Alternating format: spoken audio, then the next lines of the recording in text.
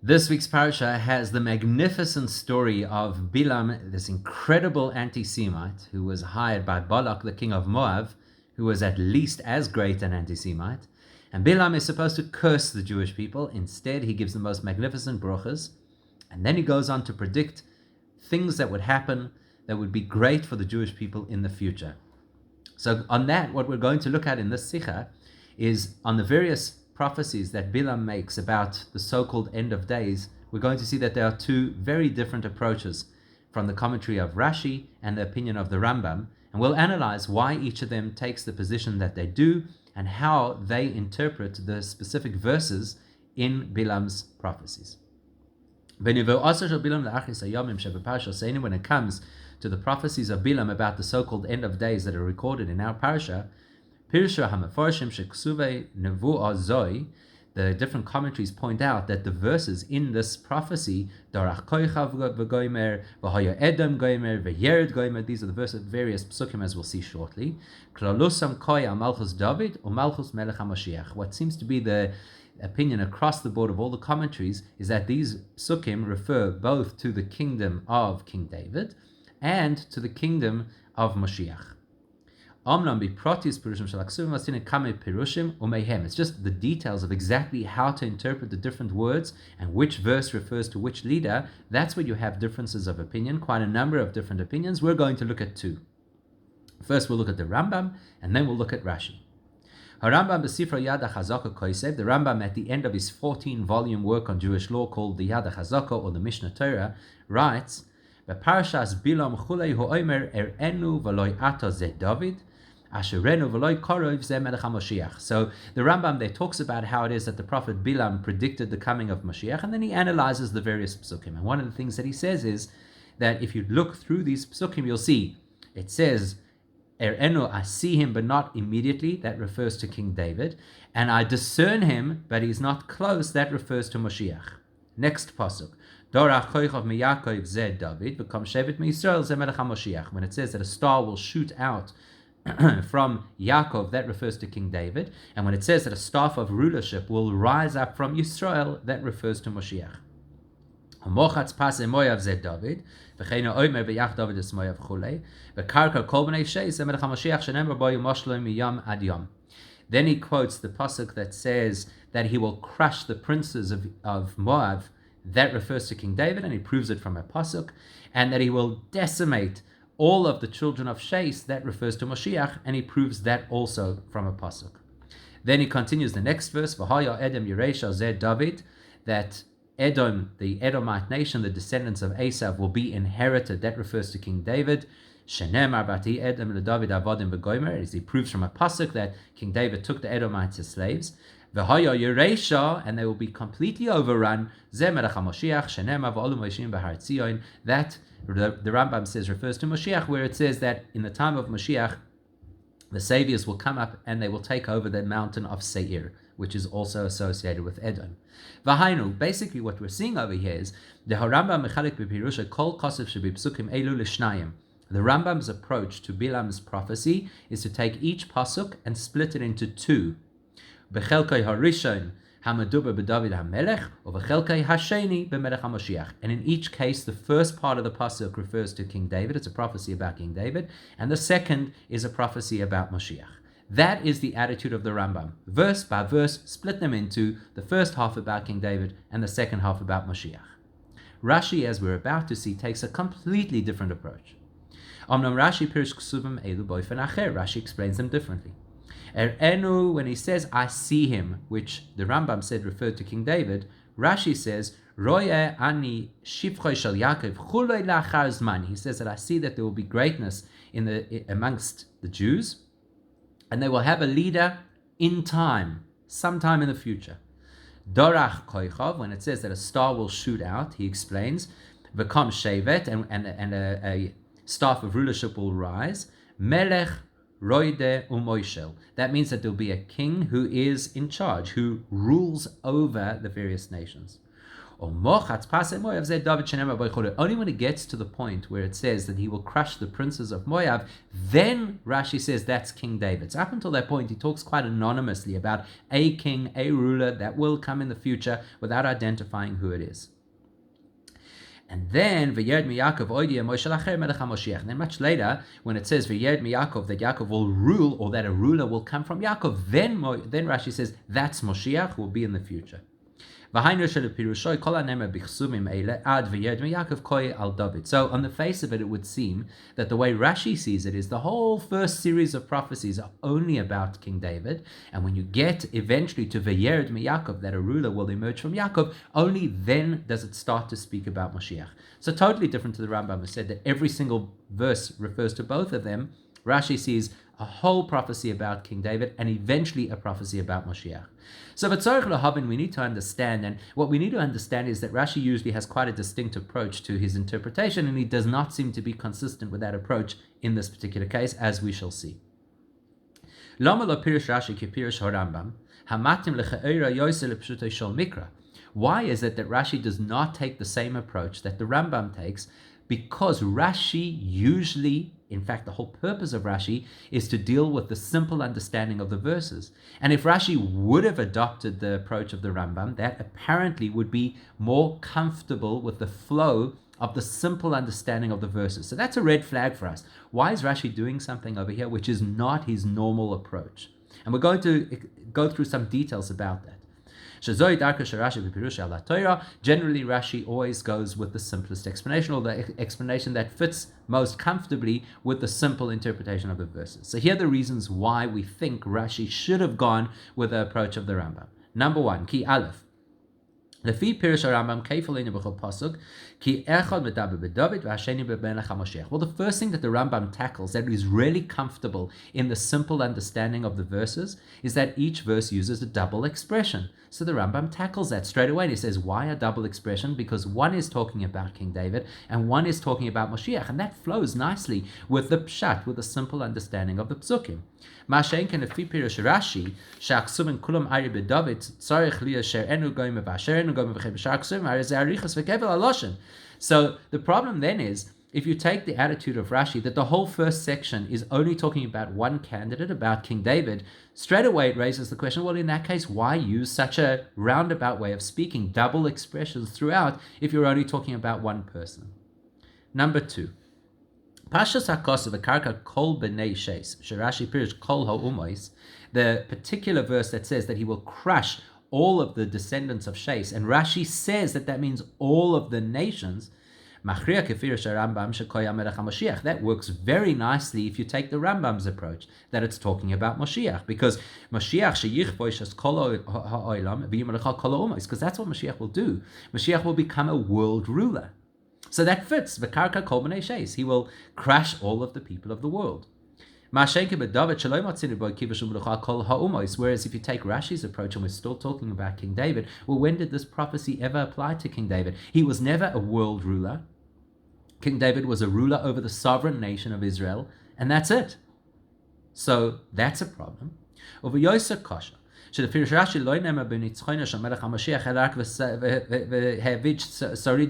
fact, just to highlight this question, if you take Rashi's approach, Moshiach is only predicted in Bilam's prophecies to overtake a city. Yes, admittedly, the city of Rome, as he explains it. He explains that it's the city of Rome, but still. So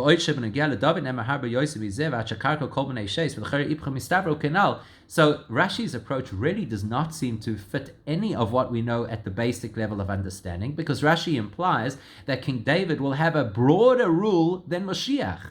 King David will karkar kol b'nei sheis, he'll crush the whole world, and Moshiach is only going to overtake the city of Rome. That seems totally roundabout. It shouldn't be that way. It's upside down.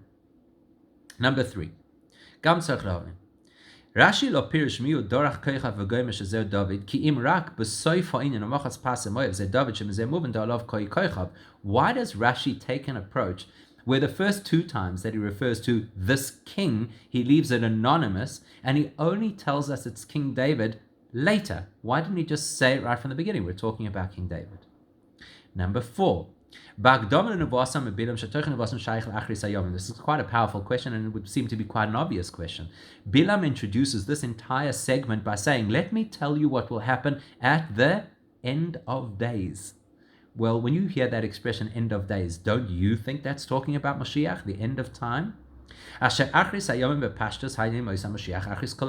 most simple, again, Rashi takes the pshat attitude, right? So the simplest way to understand end of days is Moshiach. That raises a big question for Rashi, but it also raises a question for the Rambam.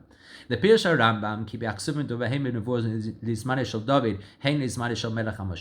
it's a question to the Rambam. Hey, look at this. Bilam says he's going to talk about the end of days. Why is the Rambam speaking at all about King David? Surely he should interpret everything only about the end of days, i.e. about Moshiach.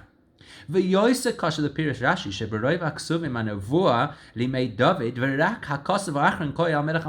this is a far greater question to Rashi. Rashi, you're saying that most of this prophecy is about King David and just the very last bit is about Moshiach. How do you reconcile that with the fact that Bilam said clearly, I'm talking about the end of days? So on 4 counts, when you look at this, it would seem that Rashi is not interpreting on the face of it at the simplest level. Maybe the Rambam is even closer to Pshat than Rashi is, and that would be very surprising and unexpected. And of course, why even consider that any of this reference is about anything else but Mashiach when he says Achris Hayomim? This refers to the end of days. Before we start to explain that, we're going to look a little further and ask a whole series of questions further. Ala pasuk v'yered mi Yaakov meforish Rashi. When we get to that pasuk, that verse that says a leader will come out from Yaakov, there Rashi says v'oidia Moshe lacher mi Yaakov. He says that there will be another leader, another ruler. Moshe is a ruler, another ruler who will come from Yaakov. But tzarich lahavin, we need to understand. What forces Rashi to suddenly say this will be a new ruler? What in the verse alerts you to the fact that it will be a new ruler, much more than any of the previous references, where it spoke in different ways about a ruler? Why don't we just say this is another different way of speaking about the same ruler? What compels Rashi to say it's now a new ruler? This is referring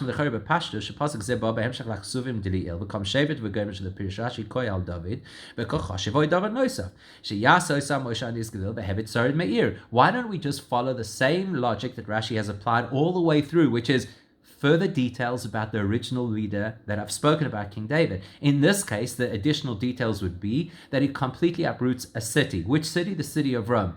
Why is it so obvious to Rashi that now we're dafka talking about a new leader, and everything else until now was just detail and detail and detail about the first leader? Second of all, lama matik Rashi me'akos of gam tevis miyakov harechidusha hurak asher v'yer pirusha v'oid yemoy shalach v'suloi. Now, one of the rules that we know about how Rashi speaks on the Chumash is that Rashi will usually just put in his headline only the relevant words that he needs to comment on. Apparently here he's commenting on the word V'yered, which means a new ruler will emerge, because that's what he wants to tell us. It's a new ruler. He has no need, apparently, in his headline for the word Mi Yaakov, that new ruler will come from Yaakov. So why is Mi Yaakov included in the headline? This is what we call Shailas Chacham Chatzi Tshuva, that when you have a smart question, it's already part of the answer. In other words, okay, so the Rebbe has alerted us to the fact that somehow this word Mi Yaakov is going to hold a clue to understanding what's going on over here. But at this point, we're asking a question, simple question. If Rashi is not apparently commenting on the word Mi Yaakov, why is it part of the headline? Continuing further, then Rashi quotes the verses that say that he will eliminate any survivor from the city, and he explains this is referring to the important city of Edom, i.e. Rome. And now Rashi says we're talking about Moshiach. Or maybe Beis Rayas, and he brings 2 psukim to prove that we're talking about Moshiach. One that shows it's Moshiach, and the other that shows that it's specifically in the context of Rome. He quotes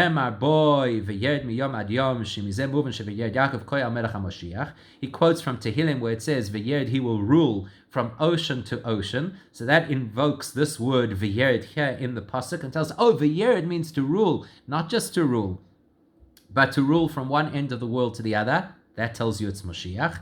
And for Yaakov, and then he also brings a pasuk, a verse that indicates that there will be no remnants of the house of Esav, which is, of course, talking about the time of Moshiach as well. So 3 things to ask about this. Number 1. 1 second. Surely Rashi should have mentioned the fact that now we're talking about Moshiach a little earlier. Surely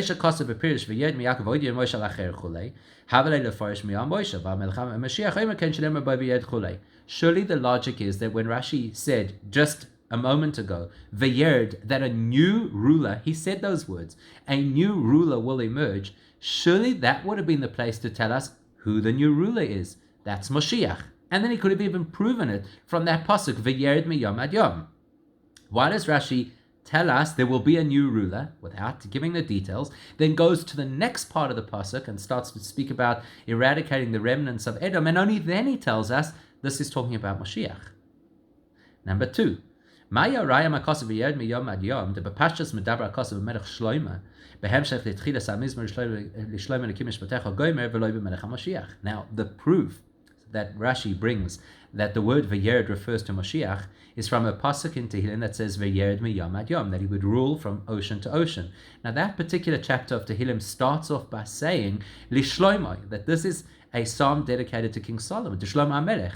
So who says that it's talking about Moshiach who's going to rule from one end of the world to the other? Maybe it's referring to Shlomo HaMelech, that he's going to rule from one end to the other. How is this necessarily a proof that here Bilam is talking about Moshiach? And lastly, and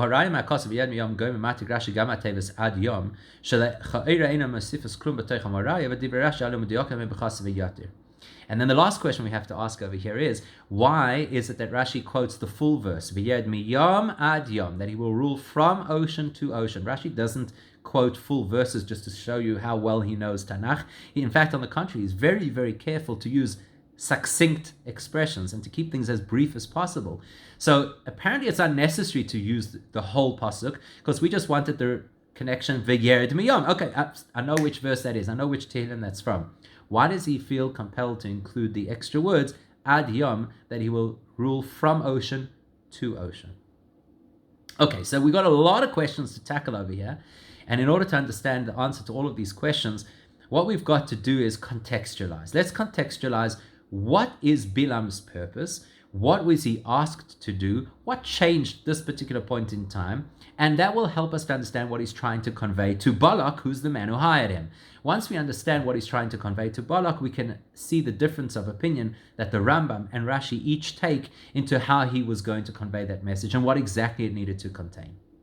Rashi Rambam. There's a distinction here between Rashi and the Rambam that about a very fundamental issue. They're actually arguing over what was the purpose of this prophecy of Bilam. What was he out to achieve? Kiderakamon, as we'll explain in a second. Why was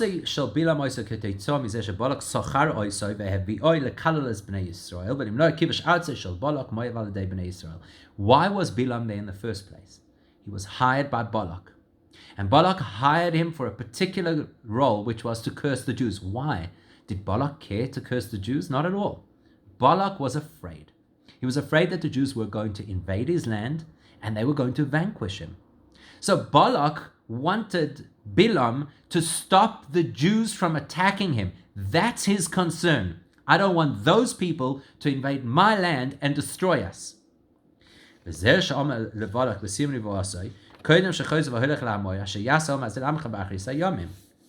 Bilam, after he fails to curse the Jewish people, actually now has a responsibility to tell Balak what's going to happen, because that's Balak's primary concern. Are they going to attack us? Are they going to wipe us out? So Bilam says, let me tell you what's going to happen, ba'achris hayomim, what these people are going to do to your people. But the good news is it's ba'achris hayomim. It's not now. It's not going to happen under your watch. It's not going to happen in your time. So he's telling them, bad things will happen to your people at the hands of the Jews, but it's later. ולכן מובן בפשוטו של מקרא, שאף שקורא לזה אחריס הימים שבפשטוס בפירושה בכל מקום בסוף כל הימים, even though normally אחריס הימים means the end of days, the time of Moshiach, can a simple understanding of the context of the verses here will help us to appreciate that that's not what he's saying over here.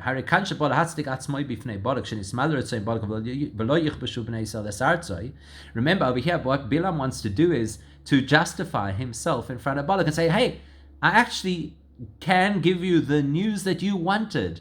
The main thing you wanted, more than my curses, was to ensure that the Jews would not attack you. I've got good news for you. They're not going to attack you, at least not now. So move on. So the main thing that Bilam is concerned about is to tell Balak, this attack will not happen in your lifetime. A long time down the line, long after you're gone, Balak, you don't have to worry about this. It's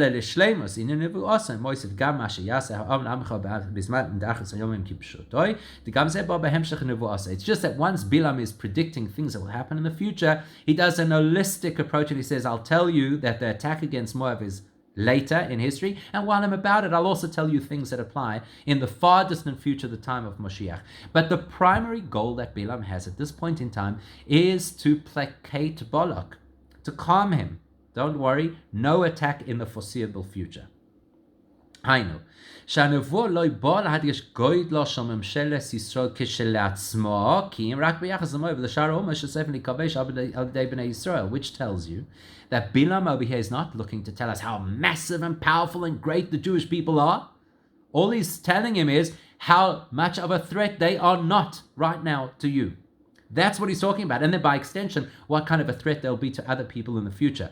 But the emphasis of his prophecy is not to talk up the greatness of the Jewish people as he had done in his previous prophecies, Yaakov or whatever. Over here, he's talking specifically vis-a-vis the rest of the world. How much impact, how much threat are the Jews to the rest of the world? Based on that principle, Maschil Rashi Pirush ala Kosav Dorach Koichav Miyakim Mefarish Kedarguma L'Shein Dorach Kashtei Shai Koichav Derech Kechetz Koloma Yakum Mazel.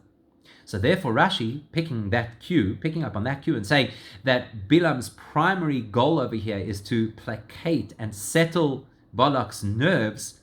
So Rashi comments, Dorach Koichav, a star is going to shoot out, that's a kind of a mazel. It's not actually talking about a person, because Bilam over here is not trying to tell us about the greatness of the Jewish people. So Rashi says there's no reason why it would be talking about a particular Jewish leader. All it's talking about is a particular mazel, a particular flow of events, and a particular flow of impact that's going to happen to the nations of the world. Just to explain why it is that Rashi is absolutely convinced that a star would not be the right metaphor to represent a king. And you're going to see in a moment that the Rambam sees this totally differently, and this is their big point of departure. Rashi sees the star as symbolic of one thing, and the Rambam sees the star as symbolic of something else. So to understand that, we know that in the hierarchy of living creatures, humans are at the top of the pile. We are the most developed and sophisticated of all living things. And that expresses itself in two primary ways. We have the capacity for real intelligence. That includes the innovation, abstract thinking, the ability to look at things objectively. And we have the capacity for true communication, not only emergency alerting or familial conversation. We have the ability for true communication. It's for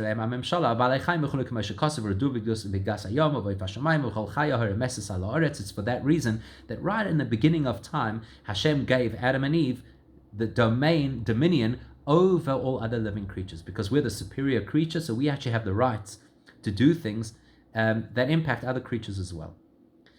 That's the hierarchy. In the human race, there is also a hierarchy, and a king is the individual who sits at the top of the hierarchy. So out of all living creatures, humans are at the top. Out of all humans, the king is at the top of all of them. In other words, the greatest person in the society. בנוגע לכוכבים, לא מוצאים בהם מעלת דעה והשכל, ולכן אין לפרש בפשוטו של מקרה שהם משה ודוגמה למלך ומוישל. ולכן לא ייתכן לפרש שבדרך כוכב כוונתו למלך מוישל היינו דוד. So Rashi says, look, simply speaking, we have no evidence anywhere in any verse in the Torah that we have learnt until this point to indicate that stars have any kind of intellect. So if you're looking for something to represent a leader, a king, well, a king must be represented by something that is of the highest intellect, because the greatness of people is our intellect, and the greatness of the king is he's the top of all the people. So a star in Pshat cannot be a symbol of a king, because a star is not an icon of intelligence, and a king is.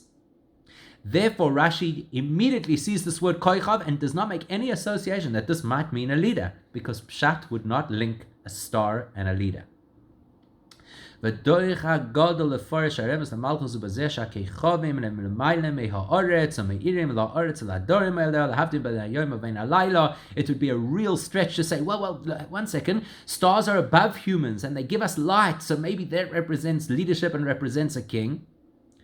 שזהו כאין שליטה בענייני ארץ וחלושן הכוסף למשול ביום ובלילה. Maybe you'll even borrow the verse that says right at the beginning of creation how the celestial beings will rule over the day and over the night. Never. דים כן הבל אלינו זה באחד מהמאורס הגדולים השמש היורח ולא כוכב ואדרבה כוכבים הם רק צבא של המאור הקטן היורח.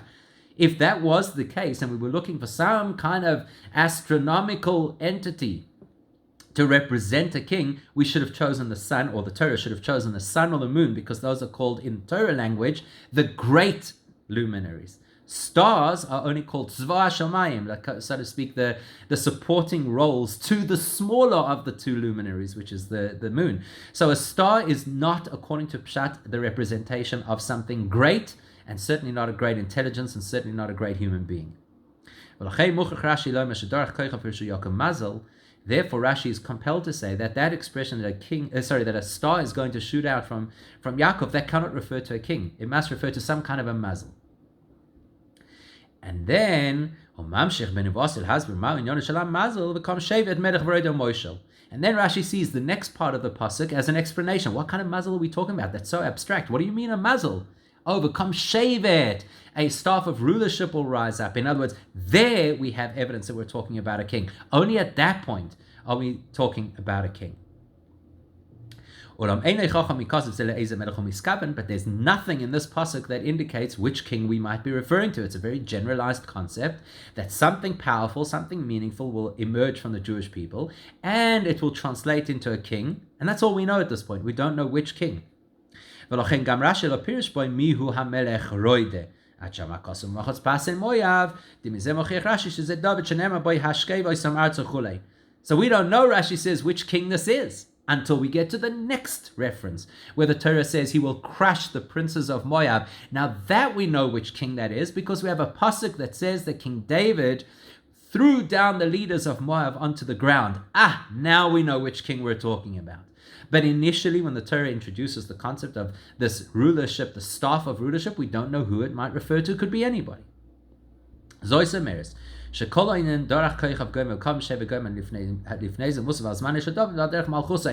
then at that point, we get to know from the pasuk that we were referring to King David. Now we can retroactively understand, the Kam Shevet, what was the staff of rulership that rose up? It must also be referring to King David. But we can't say it at that point because the Torah hasn't told us that information at that point. ועל פי זה מובן גם כן נגיע להמשך הכסובים של אחרי זה, שכל כמה שאין לנו הכרח מקרא שמדובר במלך אחר, הרי בפשטות מסתבר שעדיין מדובר באויסי המלך דריל דוד. And by the same logic, just as we didn't know it was King David until the Torah alerted us to something that evidences that this is King David, by the same logic, we don't have any reason to believe that any of the further references refer to another leader until the Torah alerts us to the fact that it's another leader. And so Rashi says it's all talking about King David until we have proof of a different reference. That, by the way, draws our attention to how it is that Rashi translates one of the key words in this prophecy. That's why when Rashi comes to this word v'karkar kol b'nei sheis, unlike most of the other commentaries who say that means to devastate or destroy all of the children of Sheis, he translates it as to bore a hole. Very unusual, by the way, to bore a hole. Because there are two possible explanations of that word vakarkar. Either you could use it as a word of absolute devastation and destruction, like the prophet Yeshaya does, to destroy a wall, mekarker, or it means to bore a hole, and that's the one Rashi has chosen over here, and it's for a very specific reason. The Pirish Aleph Haine Hiris Vashmoda Legamre. The Pirish Abbas Pirish Rashi Ein Zeheris Shalashmoda Ela Kilkul Shel Nikuvoitzos Davim Makoimai Hanochain. The first interpretation would imply total destruction. The one that Rashi has chosen implies that you bore into a place and remove something from where it belongs and put it somewhere else. When we given Rashi before Shekoy al David, Lochem before Shekarkam Lashon Koire. Hey Yos v'David lo nitzaech es ha'umas boifen shehishmid es kol b'nei sheis ki im rak al derech koire v'noikev bilvad. Because Rashi is absolutely convinced that we're talking about King David over here, and we know that King David never wiped everybody out. All he did was he attacked certain targets and removed them from their position of power. Therefore, Rashi has to say the word v'karkar means koire, to bore, to have a targeted impact and not a universal impact. So what we've seen over here so far is that Rashi does not feel that a star is associated directly with being a king. Therefore, we have to wait for the Torah to tell us about a king, and then we have to wait for the Torah to tell us which king, and that's King David, and we stick with King David until we have evidence that the Torah will tell us differently, that there's another king, and we'll get back to that in a moment, but let's first talk about how the Rambam sees this totally differently. The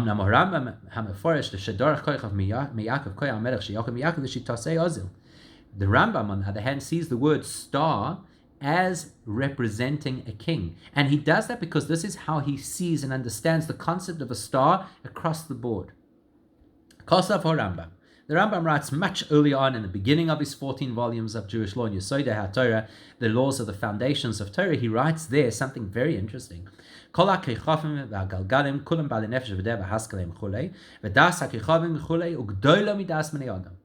Rambam is of the view that all of the celestial beings, including the stars and planets, do have intelligence, and their intelligence is even superior to human intelligence. It's quite something. That's what the Rambam teaches. So according to the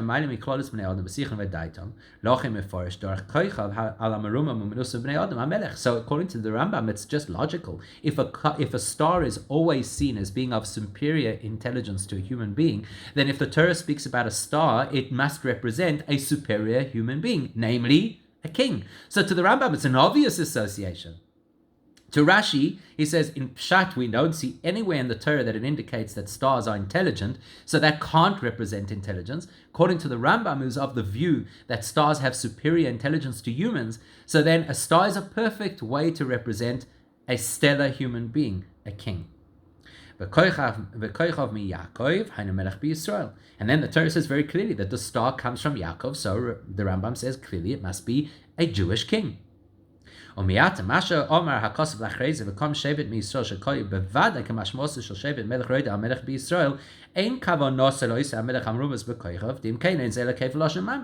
So according to the Rambam, it says a star, okay, that's a king. And then in the same pasuk it says a shevet, a staff of rulership, well, that's a king.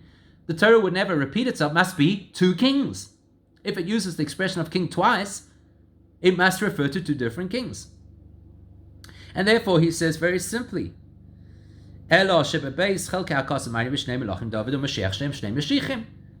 it must be two kings, and those two kings must have a close association between them. Not randomly two kings plucked out of Jewish history. It must be kings who have some deep connection. Who would that be? As the Rambam calls them, the two Moshiachs. The two kings who are associated with the concept of being anointed into their position, and more importantly, that are considered one continuum. Why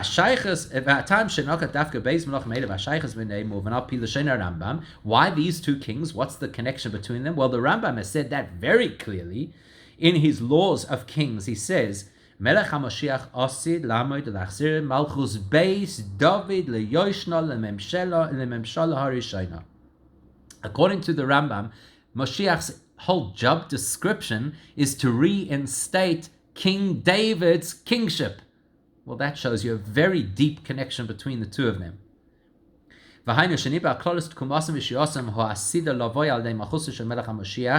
who's Melech Moshiach Hashem. So as far as the Rambam is concerned, this is perfectly logical. The prophecy begins with the start of that dynasty, King David, and talks right through to the completion and culmination of that dynasty, Moshiach, and it's very logical why these should be the two candidates that Bilam would prophesy about, because he's talking about one continuous kingdom.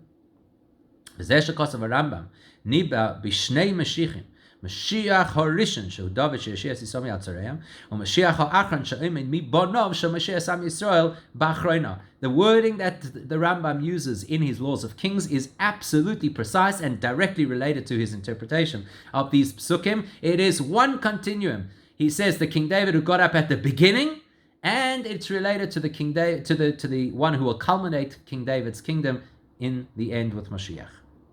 According to the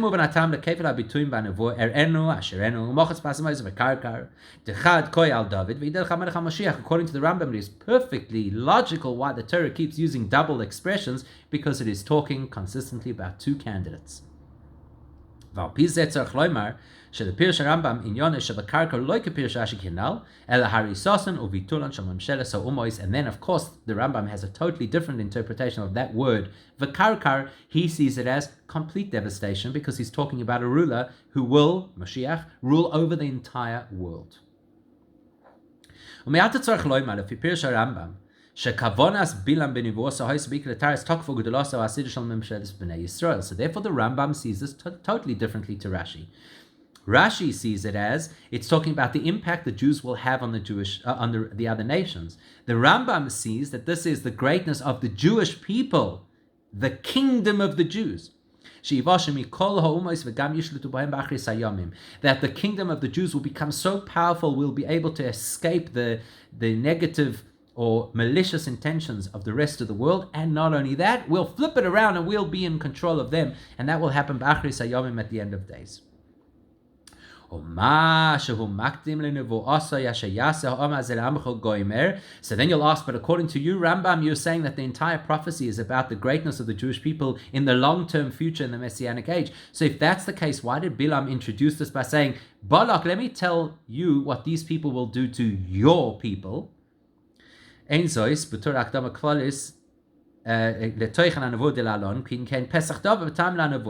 כי דבר זה שבלק מלך מואב רצה לשלול עשיית בני ישראל לעמוי, הוא שהביא לנבא בניצחונים של בני ישראל לעשניהם, והיינו מה שיעשו עמה זה לעמך, וכן לכל האומות, אלא שיהיה כל זה באחרית הימים. The Rambam sees that just as like an intro.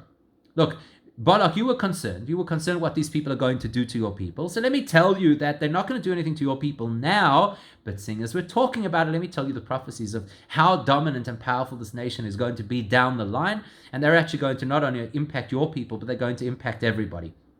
Right now, you're worried about the now. Okay, let me tell you about the now. Don't worry. Okay, we put that aside. Let's talk about the real prophecy. And therefore, the Rambam sees these words, Acharis Hayomim, the end of days, as literal. That the primary focus of Bilam over here is to talk about Acharis Hayomim, the end of days, the time of Moshiach. And the details around the rulership of King David is just because that's the beginning of the process. And therefore, Yeshua Segulas Yisrael Mi'adamumas U'Beikam Menagel Izman HaMashiach U'Befrat V'Yered Chulei V'Yered Goymer. And therefore, according to the Rambam, the primary focus of this entire prophecy is what's going to happen with the Jews vis-a-vis the other nations in the time of Moshiach. Now,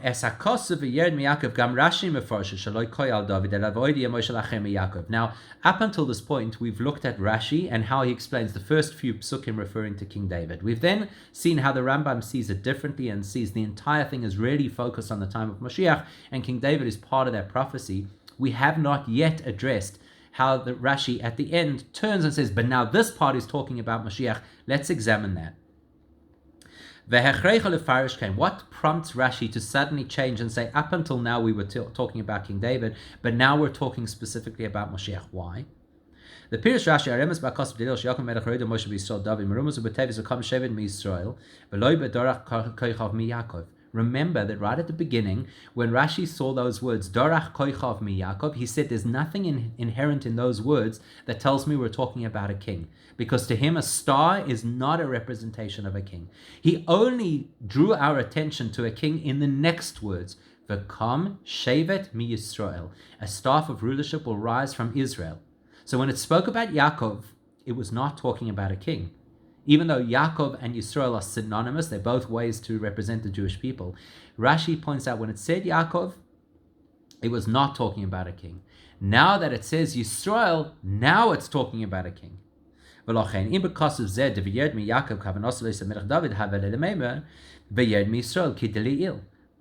So therefore Rashi says, now if we were still talking about the same king in this verse where it says V'yered mi Yaakov, that a ruler will emerge from Yaakov, if it was still talking about the same king as before, it should have said V'yered mi Yisrael, because Rashi identified that where the word Yisrael was used, that's when we were referring to a king, not when the word Yaakov was used.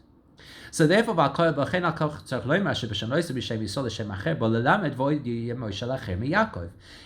Rashi notices, hey, one second, the Torah is now shifted. It's no longer talking about a ruler from Yisrael, it's talking about a ruler from Yaakov. New reference must mean new leader. So therefore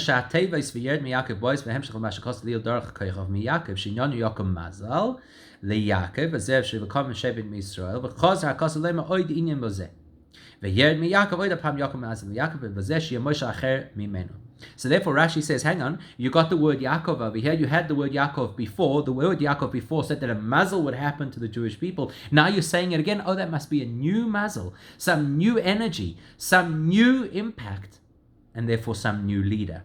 And so at this point, Rashi says we can no longer be talking about King David. The Torah is emphasizing that there's new information that relates to a new personality, and we need to know who that is. Okay,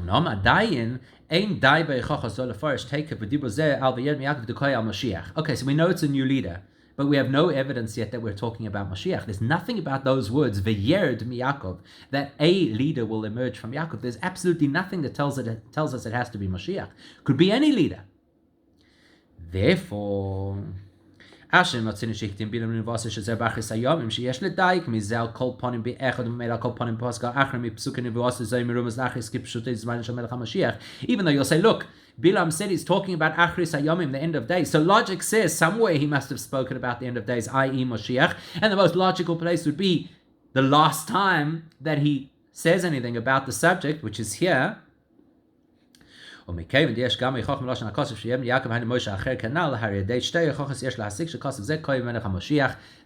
prompts us to understand we're talking about Moshiach. It's talking about a new leader. The Bilam started off by saying he's going to refer to the end of days. Put two and two together, and you understand that this new leader must be Moshiach. And even that's not going to be good enough for Rashi. He's still going to look further. Still Rashi is going to say, I need to find evidence in the wording of the psukim. It's true, we're talking about a new leader. And it's true, Bilam is talking about the end of days. And that seems to indicate that this is a prophecy about Moshiach. But I'd like to solidify that with evidence from the words of these psukim themselves. Ki hakosu v'yed miyom goymer enerai maspika shekoy amelech HaMashiach v'adirabah b'pashta sef shalom shepasuk zeh ki klolus hamizbor mechuvan ishlam hamelech. We've already discussed earlier that verse v'yerd, to rule, which we associate with ruling from ocean to ocean, could be talking about King Solomon, Shlomo HaMelech. We don't know that it's talking about Moshiach. Shedavid ispalel olav sheyuetz lekol inyonim elu. Maybe King David wanted all of these prophecies to happen to his son Shlomo HaMelech. Maybe Rashi Raya Misham, yes, we know that Rashi is going to bring this as part of his proof, but in context, and we need to understand this context. Therefore, before Rashi is willing to say the word Moshiach, before he's willing to say with absolute certainty that this new ruler we're referring to is the ultimate ruler Moshiach, first he says, let's look for evidence. He will eradicate every survivor from this city. Rashi says, which city? Rome. Me'irach shuva shalem v'yiroimi. V'hainu demimashenema me'ir stam ha'riborish zoi ira ha'yodua shalamemshala ha'yodua mikvar hainu ha'irach ha'shuva shalamemsheles edom v'se'ira niskeres v'kostuv dili il. Rashi picks up on the fact that it says Me'ir, from a city, from this city, indicating you know which city we're talking about. Okay, that implies that it must be a renowned city. What's the context? Well, we've seen over here in this passage, we're talking about Edom. So therefore, it must be a city that represents Edom, the capital city of the Edom Empire, the capital city of the descendants of of Esau, which is Rome. That's the city. Umiyato. הרי מהכוסף ולא יהיה שורד לבייס עשב שהוא ייעוד למועצת המשיח ראיה ברורה שגם פסוק דילן והבית שורד מאיר של עדן בייס עשב כהן המלך המשיח ושהוא המושל האחר המרומז בבגרד מיעקב. Now once we see that the pasuk then continues to say no survivors will remain in Edom, boom, right, says the base Esau, there won't be any remainders to the house of Esau. We have now solidified the proof. We now know that we're talking about Moshiach, because that destruction of the household of Esau is only going to happen when Moshiach comes.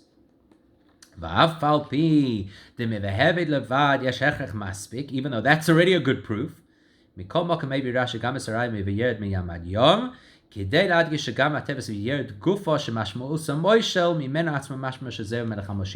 that Rashi knows we're definitely talking about Moshiach, and we've proven it because the Torah is talking about the destruction and devastation of Edom, which is in the hands of Moshiach, Rashi still wants us to see the word veyerd, just that word of rulership, to also be directly associated with Moshiach, and that's why he quotes the verse, he will rule from sea to sea.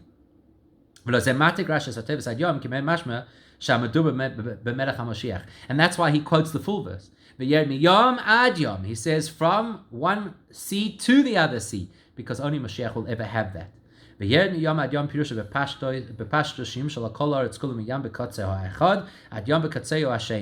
you use the expression to rule from sea to sea, coast to coast, the implication is to rule everything and everywhere from top to bottom. And we do not find that Shlomo HaMelech ruled literally from coast to coast. Therefore it must refer to Moshiach.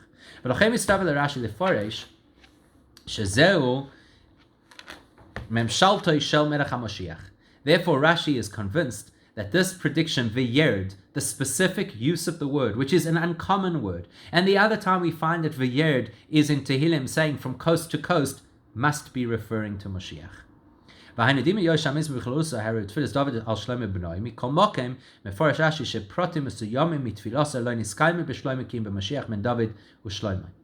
So even though the verse in Tehillim is part of David HaMelech's prayer on behalf of his son, that his son Shlomo HaMelech should succeed and he should have all these miracles, etc., at the same time, Rashi says it also refers to Moshiach, because Moshiach not only is a descendant of King David, he's a descendant of Shlomo HaMelech as well.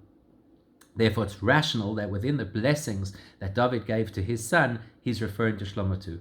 So the first part of the pasuk, the first few psukim, must be talking about King David, because that is what the verses allude to, activities that King David did that would solidify his particular leadership. Now there's a switch. We're no longer talking Yisrael, we're talking about Yaakov. It's a fresh mazel, must be referring to Moshiach, and Rashi proves it from a whole bunch of places. And because this prediction